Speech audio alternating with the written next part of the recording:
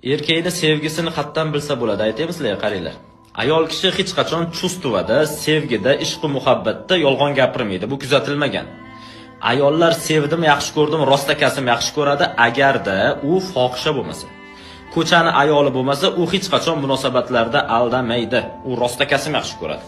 Lekin erkak kishi his-tuyg'ularda munosabatda yolg'on ishlatishi mumkin, soxtalik qilishi mumkin, tilyog'lamalik qilishi mumkin.